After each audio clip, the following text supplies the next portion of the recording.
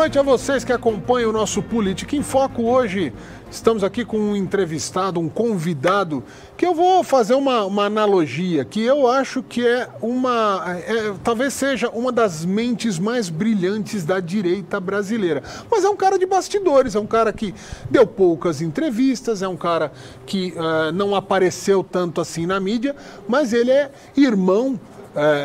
E segundo o próprio irmão dele, ele é o irmão inteligente. Quem falou foi o Abraham Weintraub. Nós estamos aqui com o Arthur Weintraub. Obrigado. Muito boa noite. Se eu sou irmão, obrigado. Agradeço muito estar aqui contigo. E se eu sou irmão inteligente, então a gente está numa pior, hein? Mas ele que falou, então você que se defenda aí agora. Mamãe achava, né? Mamãe achava. Deve ser, ele brincou mesmo quando esteve aqui e deu a entrevista pra gente. Mas, Arthur, começar batendo esse papo com a gente aqui, eu fiz vamos dizer, uma breve apresentação. Sim. Falando que você realmente é um dos caras muito respeitado nos bastidores da direita brasileira. Você é um cara, vamos dizer, um estudioso, você é um cara mais ponderado nas palavras, você tem vamos dizer, uma abordagem muito mais didática do que emocional. Isso é uma coisa, é da tua personalidade ou é uma coisa estratégica mesmo, que você também é conhecido por ser um estrategista? Fala um pouco disso, desse seu posicionamento até mais discreto, mas que agora está vindo um pouco mais para a mídia, está falando mais, está dando entrevista. Eu vejo você na Jovem Pan. A Jovem Pan, eu estou com raiva, inclusive, que monopoliza. Os caras da direita só vão na Jovem Pan, tem que vir aqui na Connect TV também. Estamos vindo, agora vamos virar freguês aqui. É isso aí. Mas é uma postura, o meu irmão ele tem uma postura mais agressiva em termos de se posicionar, vai. Não é agressivo de violência, mas ele é mais contundente, porque ele vem do mercado financeiro, ele trabalhou 18 anos com isso e ficou muito nele. E eu sou advogado, ninguém é perfeito. E aí você fica mais ponderado, eu professor também, muito tempo, desde 99, professor. Então, você deu aula aqui em Osasco, né? Pô, 10 anos aqui em Osasco. Eu estou há 10 anos aqui em Osasco. Você ainda dá aula aqui? Pô, sou professor da FED. É que agora eu estou em Washington. Sim, sim. E antes eu estava na presidência. Mas, pô, desde 2012. Você está licenciado, vamos dizer. Estou licenciado, mas desde 2012. Caramba. E eu trouxe, só para te contar, eu formei na USP, em Direito, depois eu fiz mestrado na USP, doutorado na USP, tudo Direito. E aí eu cheguei a ser professor temporário, prestei um concurso na USP, fui professor temporário. Depois, quando acabou o prazo de professor da USP, eu fui advogar, fiquei advogando. E em 2012 eu prestei um concurso aqui em Osasco para Faculdade de Ciências Atuariais, na área jurídica previdenciária, que foi o que nos levou à presidência da República depois, né, com o Bolsonaro. E quando eu cheguei, a diretora, que era uma médica, porque a Escola Paulista de Medicina, a federal é EPM, é famosa, tradicional, e era médica ainda. Ela falou: Arthurzinho, você não quer ser o primeiro coordenador do curso de Ciências Atuariais? Eu falei: eu quero, eu topo. E eu fui o primeiro coordenador do curso de Ciências Atuariais, que pouco tempo depois foi o melhor curso do Brasil. Caramba! Pela CAPES.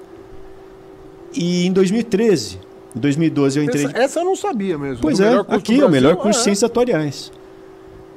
E aí, em 2013, eu trouxe um professor de Harvard, que em 2003 eu fui para Harvard como pesquisador convidado, fui com bolsa para terminar meu doutorado. Tá. E aí, em 2013, eu trouxe um professor de Harvard, de Direito Previdenciário, para ficar uma semana aqui em Osasco, dando aula, workshop. Acho que foi o primeiro cara de Harvard que pisou aqui em Osasco. E ficou uma semana aqui, aqui no Jardim das Flores. Se a gente se conhecesse nessa época, você tinha trazido ele para dar uma entrevista fácil, aqui. Fácil, mas enfim, antes tarde do que nunca. É verdade, verdade. E aí, em 2014, eu falei para o meu irmão: cara, tem um projeto legal ali na parte de previdência, de negócios, né? Porque é escola de negócios, tem administração, e tem concurso ali, cara, presta. Então eu estava em Ciências Atuariais, ele prestou em contabilidade, de economia. Ele é professor de economia. E aí ele passou. E a gente começou a fazer um projeto de previdência, que foi o que depois nos levou a conhecer o capitão Bolsonaro, que teve um evento de previdência internacional no Congresso Nacional em 2017, em março. E o deputado que estava organizando me pediu para trazer professores estrangeiros. Então trouxe professor do Canadá, professor da Itália. E foi assim que aconteceu as coisas. O fato da gente ter ido para o governo teve a ver com Osasco. Tem a ver com Osasco. Exato. Que coisa, que história interessante. Legal. Falando da Previdência, já que você tocou nesse assunto, corre risco a reforma da Previdência brasileira num eventual governo Lula, conforme ele já andou dizendo aí? É o seguinte, antes da reforma, desde 95 se tentava fazer a reforma no Brasil. Desde 95. Não tinha idade mínima. Então, acho que só um país do mundo, que era o Iraque, que não tinha idade mínima. E o Brasil. Eram só 2 países. E a idade mínima era o seguinte, o pedreiro se aposentava por idade, porque ele não tem carteira, o cara é informal, é diarista, informal, faz bico. Esse se ferrava e com 65 anos ficava esperando 65 anos para conseguir se aposentar. Que é justamente o braçal, então é uma maior injustiça. Sim. E o cara que era intelectual, então um contador, um advogado, ele se aposentava 45, 48, juntava tempo lá atrás, tal. Sempre carteira assinada, advogado, ele pode contratar advogado, documentado. Sim. Então, a injustiça era essa. Quem trabalhava intelectual aposentava antes e o braçal aposentava depois. Com a reforma, você pôs uma idade mínima e a gente queria fazer o seguinte, quem quisesse aposentar com 55 e já recebeu algum, já poderia. Mas aí tiraram isso da reforma, que seria o auxílio emergencial previdenciário com responsabilidade fiscal, cara. Utilizando o mesmo critério europeu de aposentadoria nominal que eles usam. Né? Mas eu estou ouvindo aqui, parece discurso de esquerda. Você é de direita ou de esquerda? Parece discurso de esquerda. Pois é, esse é o ponto. Porque, a esquerda você está falando que, olha, o coitadinho, o pobrezinho tal, se aposentava com 65. O cara mais organizado, que eventualmente é o cara que ganha mais, se aposentava com 45 tal. Eu ouvi isso já da boca da esquerda. Você é de esquerda? Mas pelo contrário. Pelo contrário. Mas esse discurso não é da esquerda? Eles se apropriam de vários discursos que são de direita. Mas são de direita esse discurso? Isso é conservador. O conservador, ele na essência, ele prega a liberdade, prega que você tenha o fruto do seu trabalho na sua mão e que não existam privilegiados. Esse é um discurso conservador. Quem quer ter privilegiado é justamente o cara de esquerda, autoritário, que quer que exista uma cúpula dentro do Estado que comanda o que você vai fazer e ele pega a sua empresa, ele te esmaga com monopólio, com oligopólio. Né? Enquanto aqui teve lockdown, fechou a loja do seu Zé, fechou o cabeleireiro da Dona Maria, as lojas americanas estavam abertas. Os monopólios ficam abertos e eles esmagam você.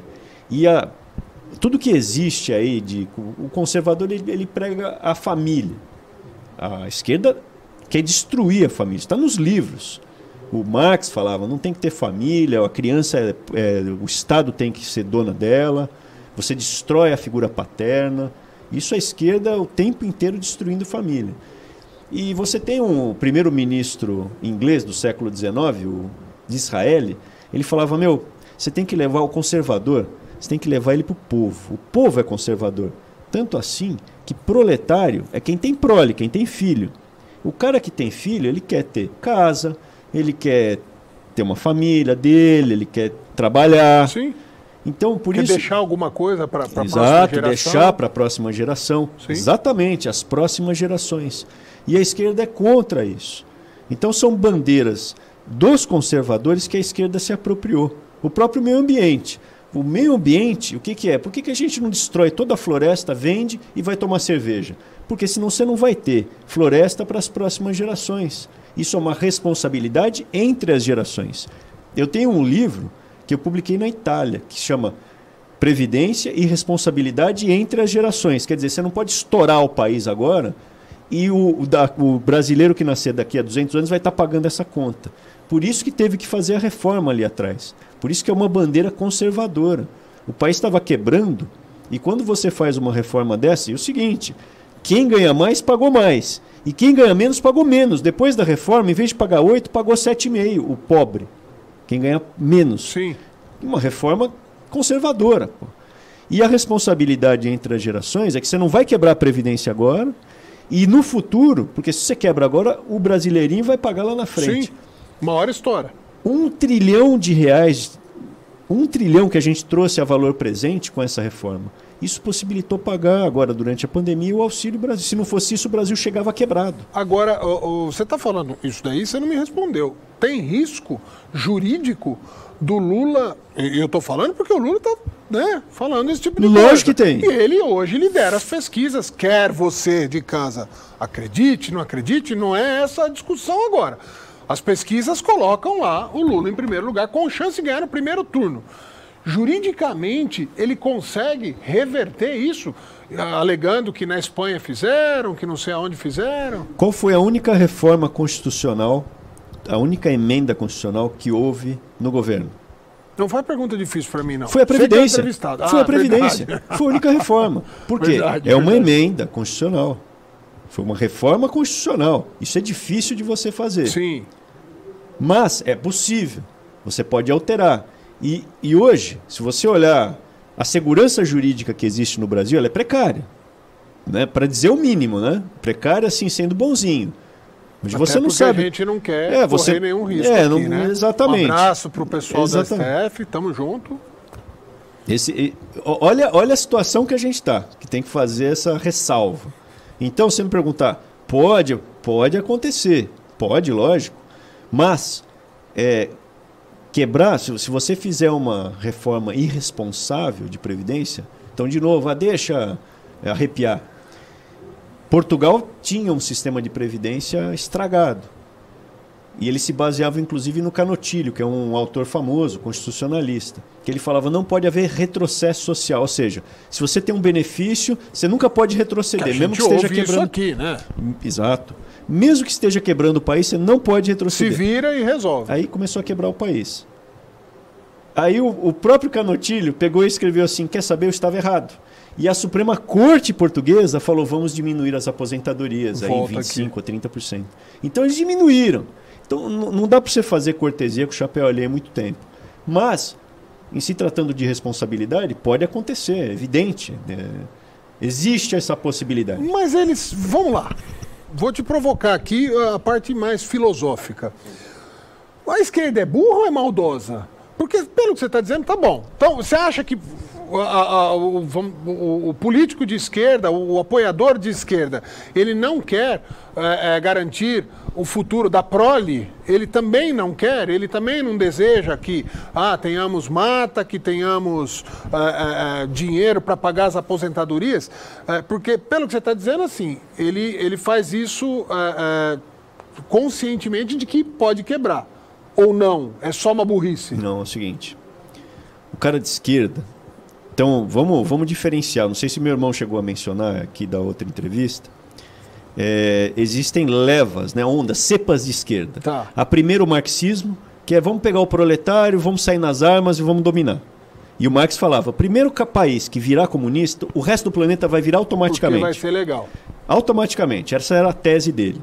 A Rússia virou e não pegou. Não rolou. Aí veio o Gramsci, o italiano sujo, em 1930, e falou assim, não tem que ser na porrada e nem na arma, tem que ser no intelecto. Então a gente tem que pegar jornais, mídia, sindicato, escolas, universidades, vamos ganhar as esses artes. Caras por aí.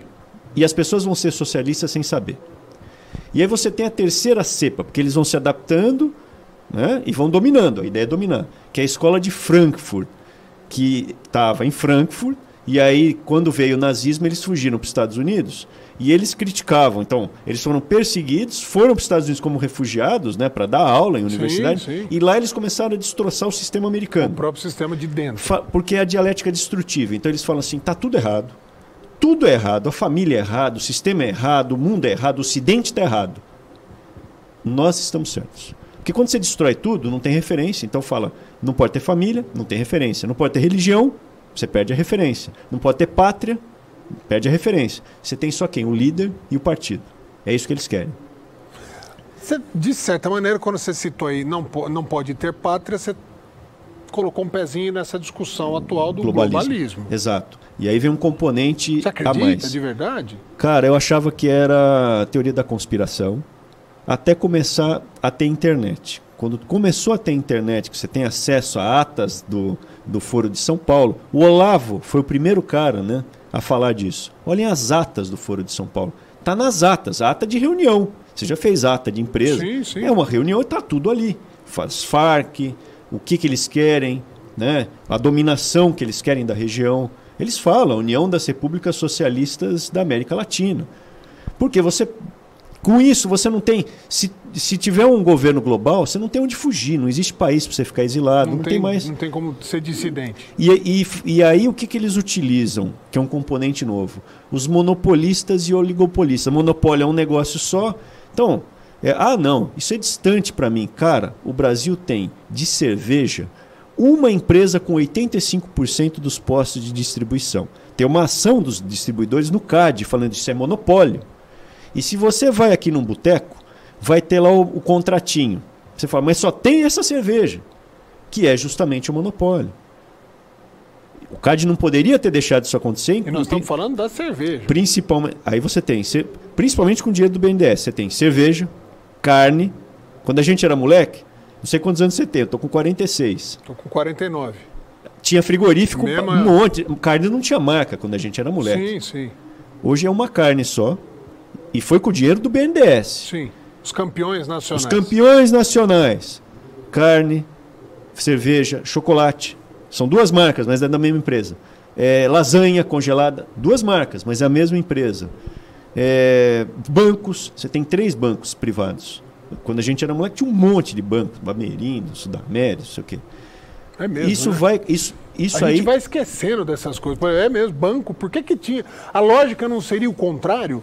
Se tinha 20, tinha que ter 200 hoje. Por isso que os negócios vão ficando cada vez mais difíceis. Quando a gente era mais novo, era fácil ter um negócio. Está ficando cada vez mais difícil e eles vão te jogando para uma bolsa. Ó. Cala sua boca, fecha teu negócio, fica em casa que eu vou te dar uma bolsa e aí você é totalmente dominado pelo Estado. Essa é uma tendência que está existindo. Eles vão acabando com a classe média, que eles têm raiva de classe média. Porque é a classe média que segura. O cara, quando é pobre, ele é da mão para a boca. Ele não tem tempo de ficar intelectualizando ou se defendendo ou vendo internet, política. Isso não é uma crítica. Isso é uma constatação. Exato. A pessoa não tem energia, não tem força, não tem financeiro para poder fazer. 2 horas de ônibus para ir trabalhar, 2 para voltar, come na marmita fria ali, é isso. E eles querem jogar todo mundo nessa condição, que você não tem a condição de peitar. Então, o cara, o rico, eles viram e falam assim, ó, ou você me obedece, e aí você vai ter uma vantagem, ou eu vou jogar o Estado em cima de você. Então eles cooptam o rico. Você falou, a gente está falando aqui de globalismo e tal, a princípio, e aí tem algumas confusões que me surgem. Sim. Hoje, os Estados Unidos têm um governo muito mais, a princípio, com discurso globalista do que a Rússia. E aí é uma inversão de lógica, porque você fala assim, peraí, a Rússia não fala em globalismo, muito pelo contrário, ela quer ser dona daquele pedaço lá, e que ali do lado tem a China, que seja dona do pedaço dela e tal. E você ouve discursos no Ocidente muito de não, a lei tem que ser a mesma. Outro dia tinha uma lei que eles estavam querendo passar eu não lembro se era do passaporte vacinal, para que ela fosse igual no planeta inteiro, tal, que não se deixasse nem discutir o assunto. Você falou bem. Você falou bem, é o Ocidente. Acho que não é um país em si. Você tem todo o Ocidente, a característica do Ocidente é o pensamento cristão, judaico-cristão. Então o que nos diferencia, nós temos um raciocínio greco, né? A lei romana. E os valores bíblicos. Então, o Tibério era o imperador romano que abusava de criança e arremessava. Ele tinha um palácio na ilha de Capri e ele, depois de abusar sexualmente, arremessava os meninos lá de cima, gostava de meninos, e arremessava os meninos lá de cima para ver eles se esborracharem lá embaixo. As pessoas achavam normal, porque em Roma era assim. Tanto que tinha o outro imperador, que era o Cláudio, que ele gostava da esposa dele. E as pessoas diziam assim, esse Cláudio tem algum problema. Ele não gosta de meninos, ele não gosta de animais, de fazer sexo com animais, de fazer sexo com meninos. Ele não gosta de fazer sexo com outros homens ou outras mulheres. Ele só ama a esposa dele. Que estranho. O que pra gente é uma animalia, uma coisa pavorosa, é inaceitável, para essa cultura romana era aceitável. Então o que nos deu essa civilidade no Ocidente, para esse mundo de escola de Frankfurt, marxismo, tem que ser quebrado. Eles têm que quebrar essa coluna vertebral do Ocidente, porque aí você esgarça tudo, as pessoas perdem toda a referência. O Lenin falava, joga sexo depravado para todo mundo, você faz sexo com quem você quiser, porque aí você não se casa, você não tem nenhuma responsabilidade com outra pessoa, e acaba, entendeu? Você não tem mais referência, para que eu vou lutar? Então, isso que você falou é importante, é o Ocidente. E no Ocidente tem essa onda de desconstruir tudo. Então você não sabe se é homem ou se é mulher, você decide. Não existe sexo, não existe nada. A criança, o sexo é fluido. E para nós é inaceitável mexer com a criança. Jesus dizia, quem mexer com uma criança, antes de mexer com um pequenino, amarra uma pedra no pescoço e joga no oceano. É inaceitável para um cristão que você faça isso. Inaceitável para a gente. Mas eles querem quebrar com isso daí, com esse discurso de não, a criança que tem que decidir, ou pedófilo é apenas um desejo sexual. Eu tive uma aluna, cara... Mas isso não é abertamente. Vamos lá. Não, é abertamente. Você tem o movimento NAMBLA nos Estados Unidos, NAMBLA, que é a sigla para Man e Boy Love, uma coisa assim, ou Love, assim, Love is Love, uma coisa assim, amor é amor, que é um desejo, cara. Se a criança tem o desejo, o adulto tem o desejo, qual o problema? Ou se o adulto tem o desejo, se ele não implementar, qual o problema? Quer dizer, você cria uma margem para o cara eventualmente ter fotos, mas se você tem fotos, significa que uma criança foi barbarizada. Alguém tirou foto. Então, assim, é inaceitável de qualquer aspecto. Mas vem com... Isso desde a década de 70, o Olavo falava isso. Esse NAMBLA, dá o Google aí que vocês não acreditam. E eu tive uma aluna, cara... tirava 10 comigo, aqui em Osasco, 20 anos. E uma vez no intervalo da aula, eu estava falando com um aluno e o cara era evangélico e a gente comentando, eu sou evangélico. E aí ela ouviu falando de pedofilia e ela falou assim, mas professor, é apenas um desejo, como outro qualquer. Então, a moça, cara, já estava naturalizado isso pra Exato, ela. Então esse que é o problema, você vai quebrar... toda essa coluna de civilização que a gente tem. Mas não é o tal do progressismo? Não é bom? Progresso Mas não é bom? Isso não os nomes, eles vão dando progressismo, eles falam para ficar... Essa nova língua. Se você leu 1984, a nova língua é a dominação da sua mente pela linguagem.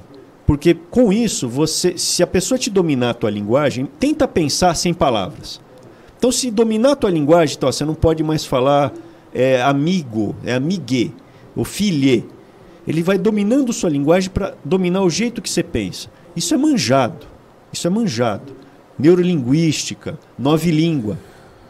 Todo mundo faz parte, todo mundo não, mas vamos dizer, toda a esquerda faz parte, tem noção desse raciocínio ou são replicadores, vamos dizer, de pensadores? Não, você tem essas 3 cepas. Então tem cara mais velho que é ainda da primeira cepa, é leninista, aquele cara mofado, um cara mais mofado. Ele ainda está naquela, não, viva os sindicatos, ou ele ainda está mais nas antigas. Tem o gramscista, ele fala, não, temos aqui que dominar as artes e tal. Mas quando é a escola de Frankfurt, ele vai direto na jugular. Ele fala assim, tem que destruir tudo, destrói tudo, absolutamente tudo. Tanto que os professores lá da escola de Frankfurt, o Adorno, Theodor Adorno, ele pregava isso, tem que destruir tudo. Um dia os alunos entraram na sala dele e começaram a destruir tudo. Ele falou, não, o meu não. Então, você tem vários tipos, né, dessas cepas. Você pegar gerações disso. Os caras que estão nesse topo hoje, monopolistas, eles são de esquerda. Cara, os grandes monopólios, cara. Não preciso nem te dizer. E se você me perguntar assim, o monopólio não me influencia, eu estou aqui em Osasco, tomo minha cervejinha. Se você toma sua cervejinha, o monopólio te influencia. Você paga mais caro. Tudo que é monopólio, se tem um negócio só, imagina que você tem todo o negócio de cerveja aqui de Osasco. O que você faz com o preço? Mas não é anticapitalista esse Lógico que é. raciocínio? Lógico, é contra a lei, inclusive. Não, você não tá. O que eu tô falando assim, peraí, se eu tenho uma empresa, eu tenho aqui a Connect TV, aí a Connect TV vai crescendo, vai crescendo, vai crescendo, vai crescendo, Sim. e a incompetência da concorrência faz com que eles vão desaparecendo, desaparecendo, desaparecendo. Sim. Não é competência minha, não é o tal da meritocracia, eu tive mérito para. Perfeito. Ficar grandão? O seu exemplo, se você cresceu por mérito, você fez jus ao Mas seu negócio. não é monopólio do mesmo jeito? Não. O monopólio que existe, nesse caso que eu te falei, foi com o dinheiro do BNDES. Então, imagina você tem a Connect TV, aí você pega um monte de dinheiro e você investe muito na sua empresa. Compra as menorzinhas. Compra as menorzinhas, ou a menorzinha, como você tem muito dinheiro, ela não consegue competir com você, ela quebra. Entendeu? Sim. Esse é o problema. Isso aconteceu nos Estados Unidos no começo do século passado, que era o Theodore Roosevelt. E ele tinha lá os chamados barões ladrões.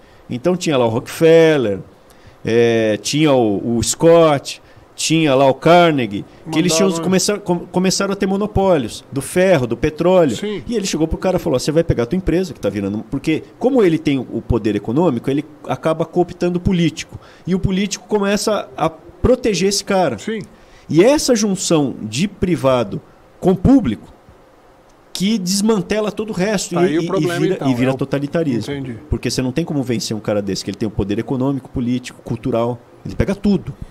Então, se for uma competição dentro do capitalismo, beleza, só que para você ficar com monopólio no capitalismo, a minha empresa vai crescendo. Imagina pão.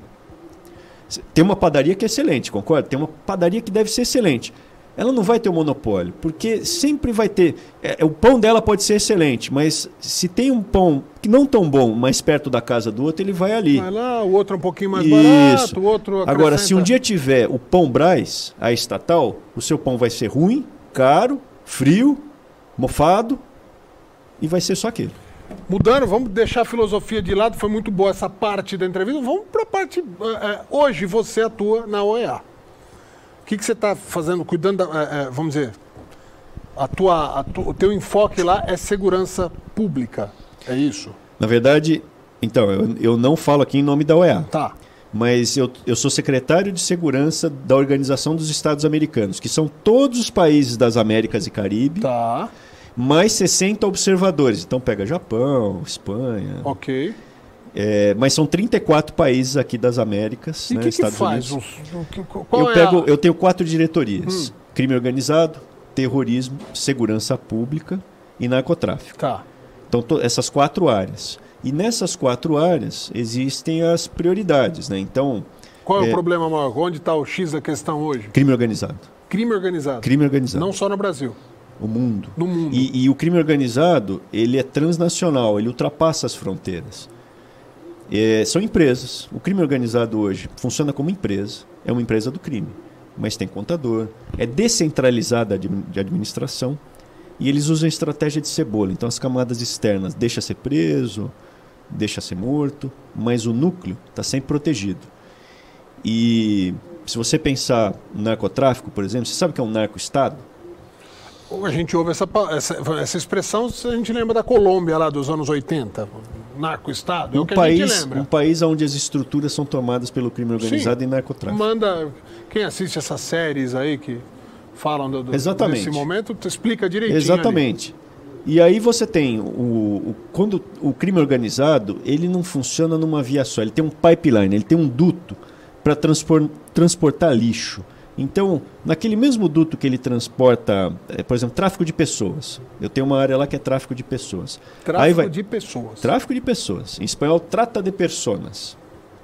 Que é... Aliás, eu falo mais espanhol do que inglês. Em um ano e meio, eu não falava espanhol no dia a dia, assim.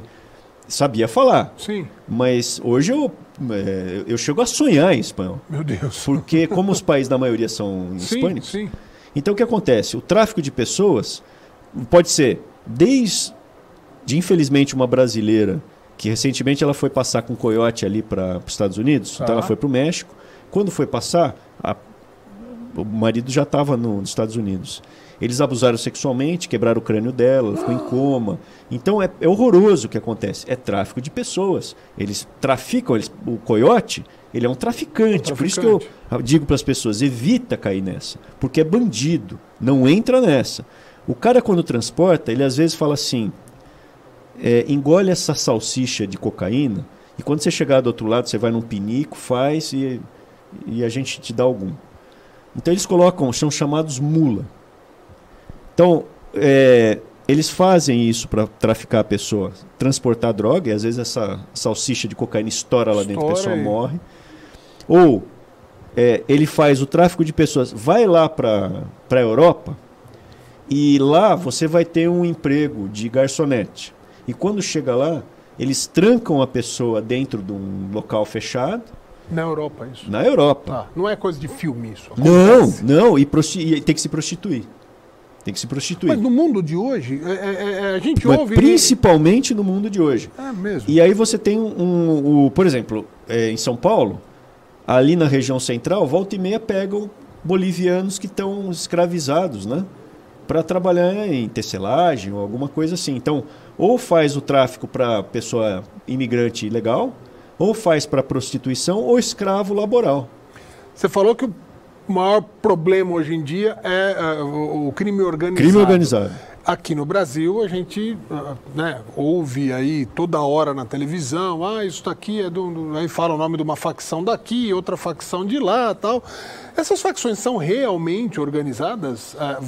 Como é que, por exemplo, lá nos Estados Unidos, eles enxergam isso? Porque para os Estados Unidos, o crime organizado lá dos anos 20 era um tipo, aí as máfias italianas, irlandesas, essas coisas que a gente vê em filme, essa é a referência que a gente acaba tendo.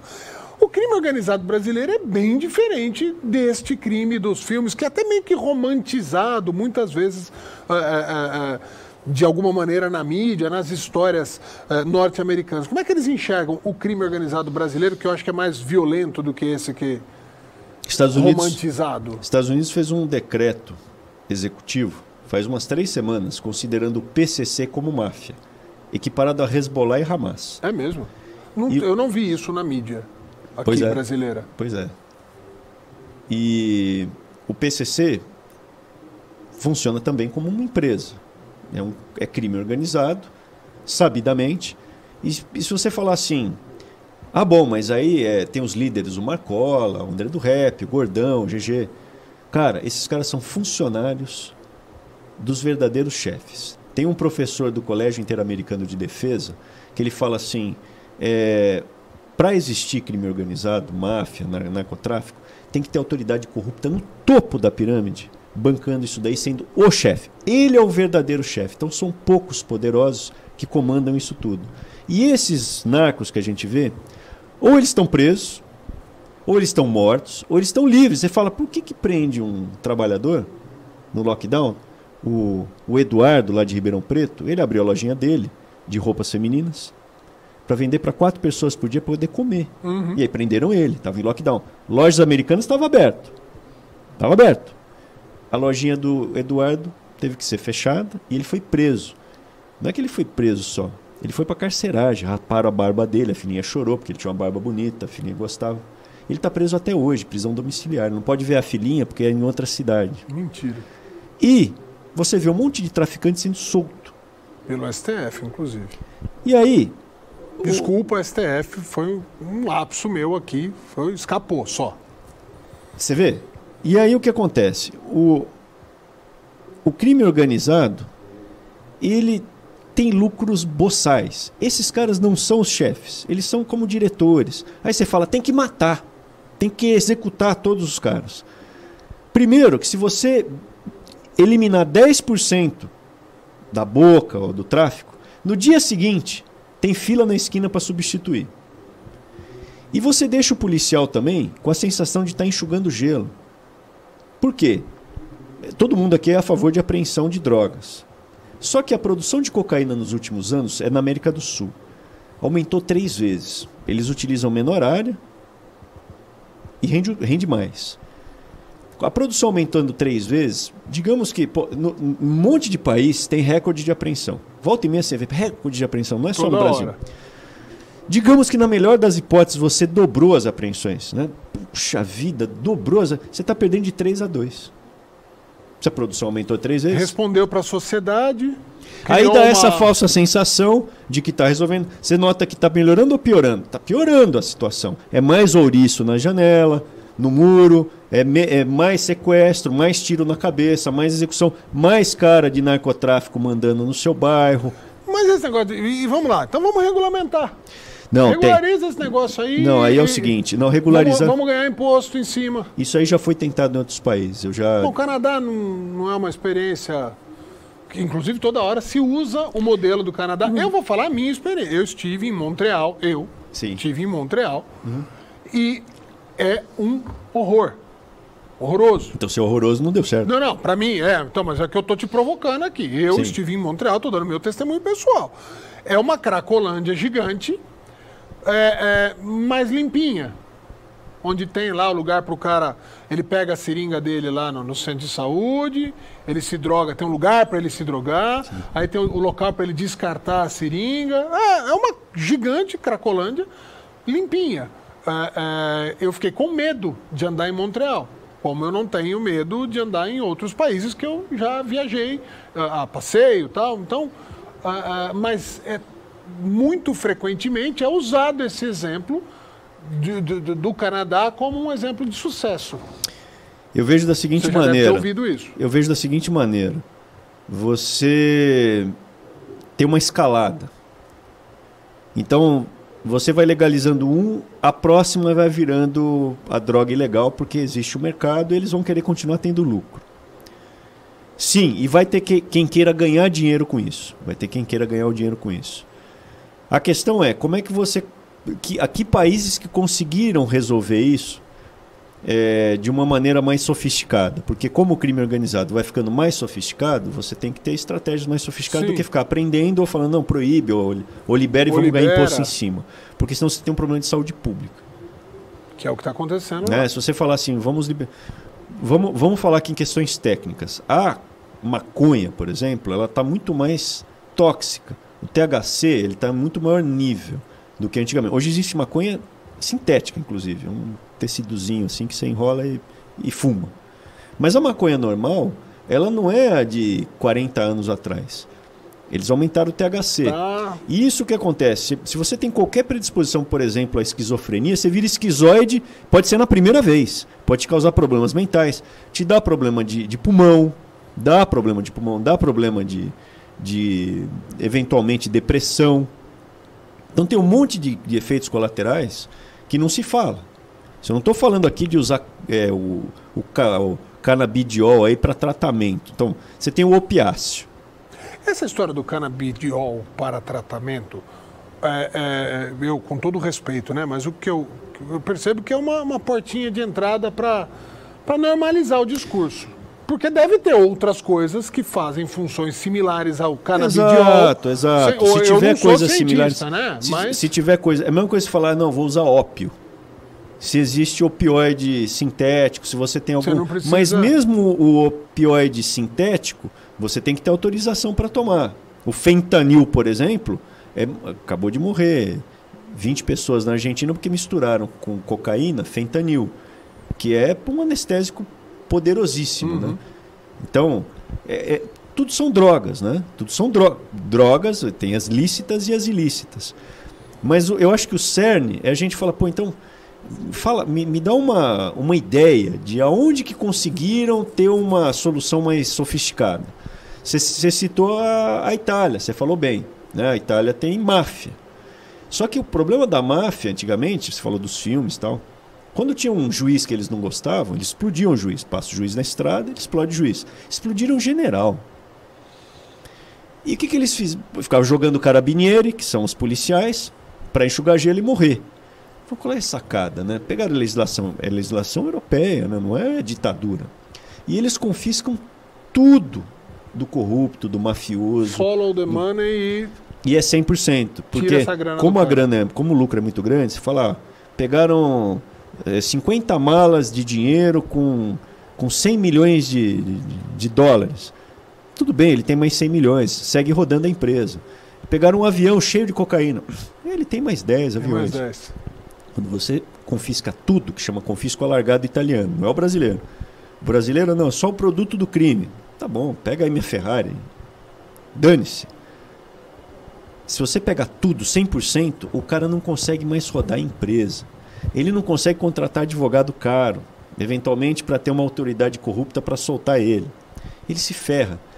Tanto que a Guarda de Finança da Itália, que seria uma Receita Federal Militar, eles têm 2 escritórios na América do Sul, só. Um em Buenos Aires e outro em São Paulo. Que é justamente o problema que existe, de triangulação. PCC, 'Ndrangheta, que é a máfia italiana, e envio de droga para lá.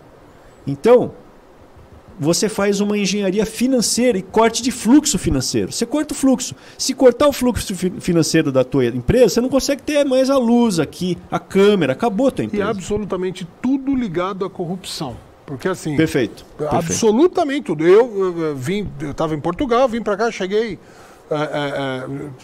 na hora de entrar no avião, a minha esposa colocou 2 cremes para trazer, para dar de presente. E eu bobeei e deixei na mala de mão. Sabe aquelas? 2 creminhos assim. Não pode, pá, raio-x e não sei o quê. Aquele abraço, jogou fora. Seu comentário extremamente interessante. Tudo tem a ver com corrupção. Porque hoje, com a tecnologia, se existe lavagem de dinheiro, se existe isso acontecendo, é porque tem autoridade corrupta deixando. Então, você pegar 10 mil dólares e botar no bolso e sair andando, ninguém vai rastrear. Isso sai na urina, ninguém vai pegar. 1 milhão de dólares já não dá. Já começa. O que você vai fazer com esse 1 milhão? Vai comprar coco? Vai comer churrasco? Não, você vai querer comprar um carro, uma casa. Sim, já é rastrear. Sim. É aí que você pega o cara. É aí nessas estratégias de lavagem de dinheiro que você pega o cara. Agora, Arthur, você está mexendo num vespeiro. Você está falando de coisas, não só nessa entrevista aqui, mas em outras que eu tenho visto.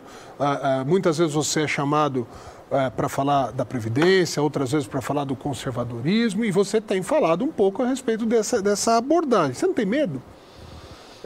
Físico mesmo? Porque nós estamos falando de um país onde a criminalidade está naturalizada na rua. E que de repente ainda vão falar depois que foi porque tentaram roubar o seu celular.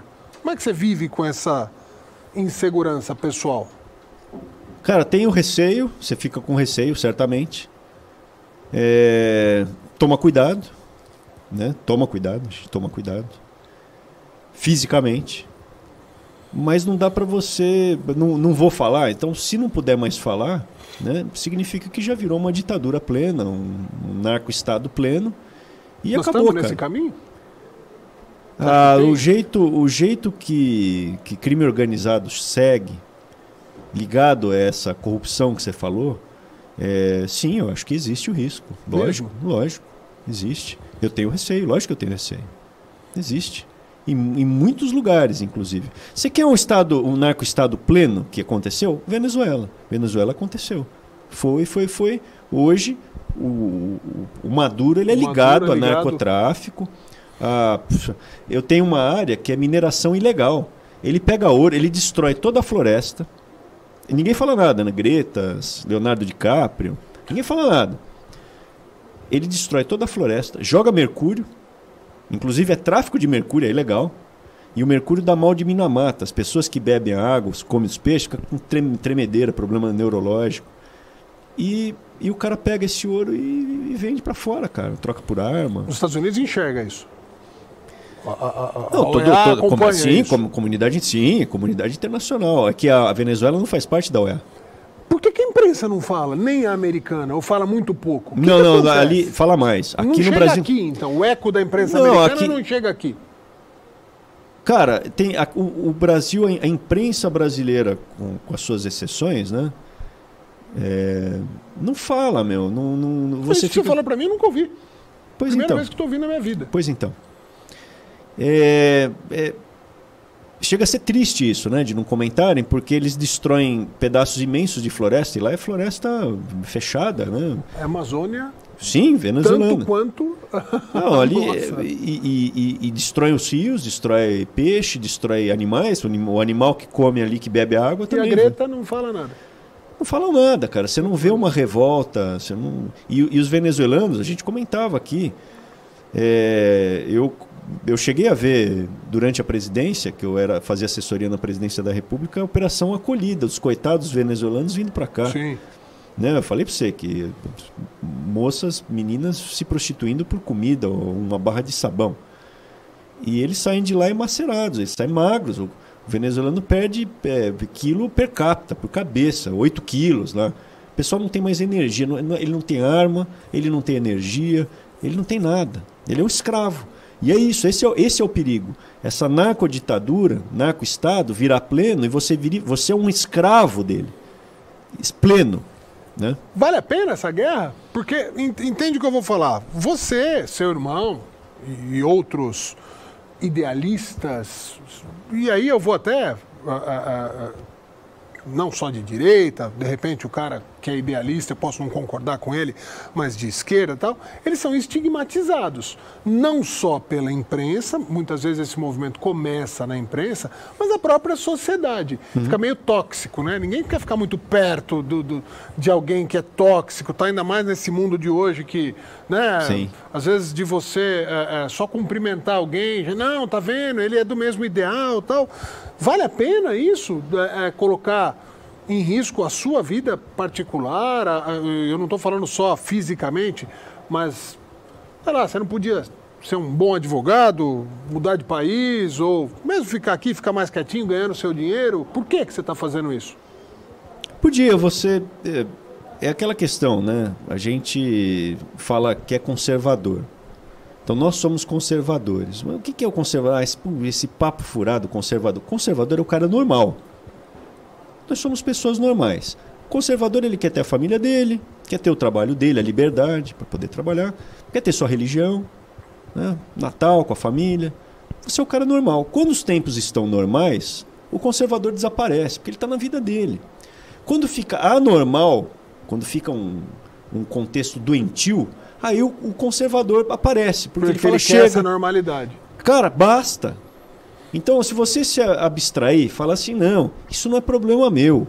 Vai chegar na sua porta, cedo ou tarde.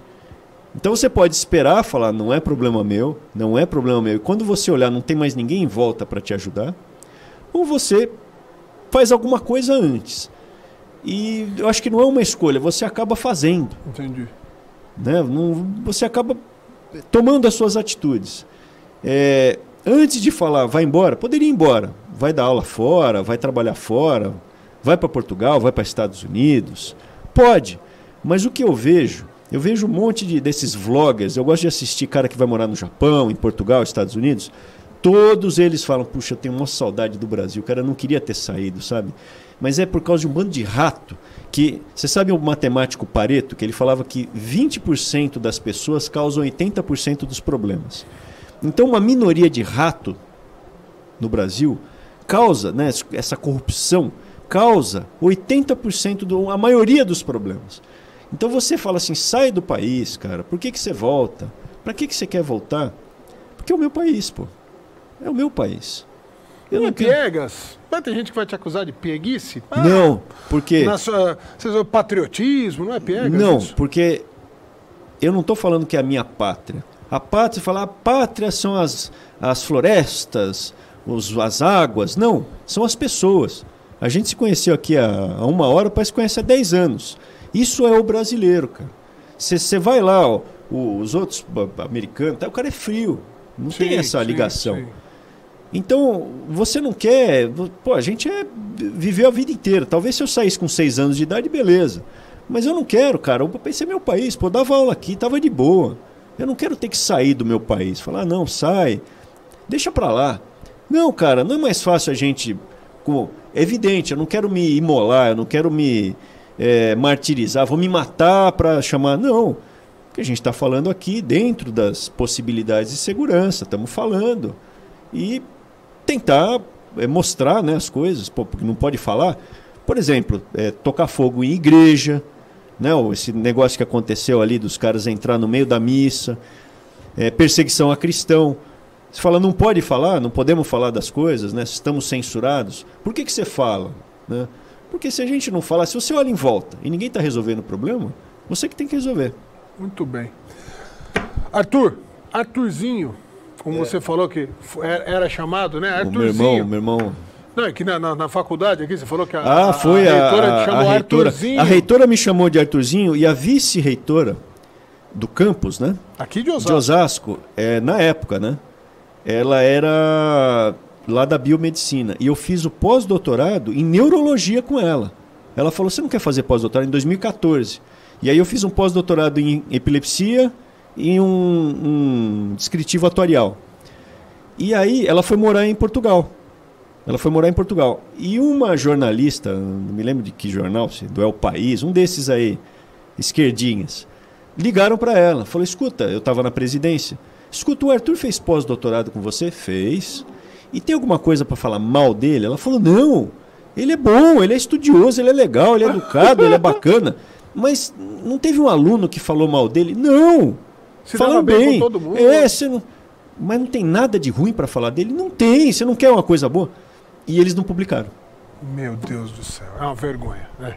Eu acho que a gente continua pequenininho aqui, a Connect TV. Nem todo mundo é Connect TV, né? Não, mas eu acho que a gente desenvolve a nossa missão e assim, eu tenho as minhas crenças pessoais, eu tenho as coisas que eu gosto, que eu não gosto, mas a gente entrevista a todos e você pode pegar aí, ó, no nosso YouTube, né? Pode colocar, pesquisa. Já entrevistamos pessoas de direita e de esquerda, sempre de forma respeitosa e provocativa. Afinal de contas, a gente quer sempre extrair uma coisa diferente. Mas quero agradecer, Arthur, a tua participação aqui. Obrigado pela franqueza desse bate-papo. A gente não fez pauta antes. Você não me perguntou o que você vai perguntar. Não, aberto.